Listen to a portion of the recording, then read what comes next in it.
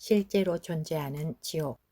어느 극장에 코미디를 구경하려고 많은 사람이 모였는데 그만 화제가 났습니다. 그때 코미디언이 나와서 침착하게 말을 했습니다. 여러분, 이 극장에서 지금 화재가 발생했으니 빨리 질서 있게 나가 주십시오. 그러자 청중들은 박수를 치면서 참 잘 웃긴다고 즐거워했습니다. 그러자 코미디언이 다시 나와서 심각하게 말했습니다.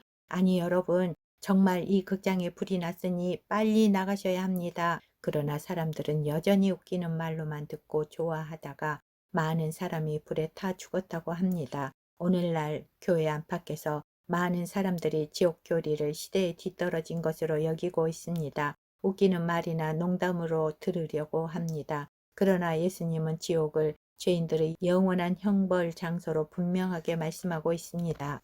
예수님은 지옥을 언급할 때 거기는 구더기도 죽지 않고 불도 꺼지지 아니하느니라고 하셨습니다. 지옥은 유황이 타는 불못으로서 그곳에 들어간 죄인들이 너무 고통스러워 발버둥치며 죽으려 해도 죽지 못하고 고통만 계속되는 곳입니다. 그렇기 때문에 예수님은 만일 내 오르는 너로 실족게 하거든 떼어내 버리라. 내 백체 중 하나가 없어지고 온몸이 지옥에 던지우지 않는 것이 유익하며 또한 만일 내 오른손이 너로 실족게 하거든 찍어내 버리라. 내 백체 중 하나가 없어지고 온몸이 지옥에 던지우지 않는 것이 유익하니라고 단호하게 말씀하셨습니다.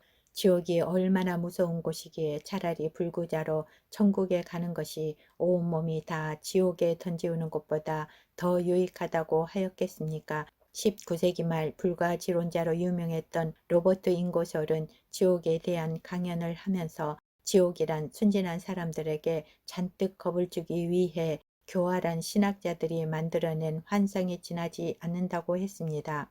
지옥이 없다고 주장한다고 해서 지옥이 없어지는 것이 아닙니다. 지옥이 없다고 주장하는 것은 지옥이 없기를 바라는 것뿐입니다. 맹인이 보이지 않는다고 이 세상이 없다고 말한다면 그것이 과연 옳은 말이겠습니까? 또 어떤 사람은 사랑의 하나님이 누구는 지옥에 보내고 누구는 천국에 보내느냐고 불만스러워 합니다. 하나님을 몰라서 하는 말입니다. 하나님은 모든 사람들이 그리스도를 통해 죄의 용서를 받아 천국에 가기를 원하십니다.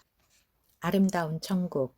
어떤 부자가 세상을 떠나게 되었습니다. 이 세상을 떠날 때 아무것도 가지고 갈 수 없지만 부자는 하나님께 사정을 해서 특별히 가방 하나만은 가져갈 수 있도록 허락을 받았습니다. 그러자 부자는 가지고 있던 돈을 모두 금덩이로 바꾸어 가방 안에 가득 채워서 천국에 갔습니다. 천국문에 마중을 나온 베드로가 부자의 가방을 보고는 그 가방에 무엇이 들었느냐고 물었습니다. 가방을 열어보니 그 안에는 금덩이로 가득했습니다. 그러자 베드로는 어이가 없는 표정으로 아니, 웬 보도블록을 이렇게 많이 가져오셨습니까? 라고 말했다고 합니다. 지어낸 이야기지만 우리는 여기서 얻을 수 있는 교훈이 있습니다. 이 세상에서 누리는 영광과 장차 하나님 나라에서 누릴 영광은 가히 비교될 수 없다는 것입니다. 사도 요한은 요한계시록에 그가 환상을 통해 본 천국의 모습을 기록해 놓았습니다. 요한은 천국에 대해서 인간의 죄한된 언어로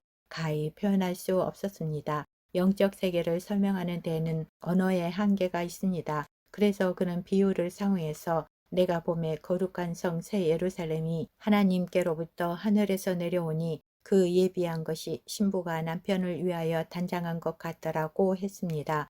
여자가 일생 중에서 가장 아름다운 때는 결혼식을 위해 단장할 때입니다. 이것은 예나 지금이나 변함이 없습니다. 그래서 요한은 천국의 아름다움을 말할 때 신부가 남편을 위하여 단장한 것 같더라고 표현했을 것입니다. 천국에 대해서 기록하고 있는 요한계시록 21장과 22장을 한번 읽어 보십시오. 요한은 새 예루살렘 성에 대해서 이렇게 묘사하고 있습니다. 그 성곽은 벽옥으로 쌓였고 그 성은 정금인데 맑은 유리 같더라. 그 성의 성곽의 기초석은 각색 보석으로 꾸몄는데 첫째의 기초석은 벽옥이요, 둘째는 남보석이요, 셋째는 옥수요, 넷째는 녹보석이요, 다섯째는 홍만어요, 여섯째는 홍보석이요, 일곱째는 황옥이요, 여덟째는 녹옥이요, 아홉째는 담황옥이요, 열째는 비치옥이요, 열한째는 청옥이요, 열둘째는 자정이라. 그 12문은 12진주니 문마다 한 진주요 성의 길은 맑은 유리 같은 정금이더라.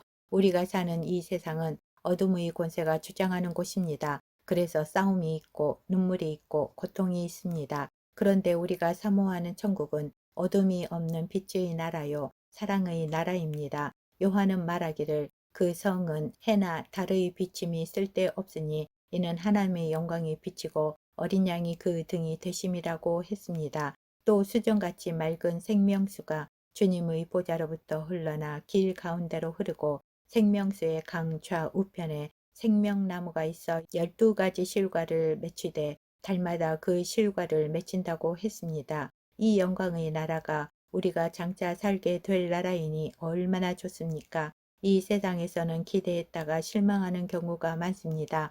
그러나 하나님은 결코 우리를 실망시키지 않으실 것입니다. 하나님은 사모하는 영혼을 만족해 하시는 이시기 때문입니다. 우리가 하나님의 나라에서 영광을 누리려면 어떻게 해야 합니까? 위의 것을 생각하고 땅의 것을 생각지 말아야 합니다.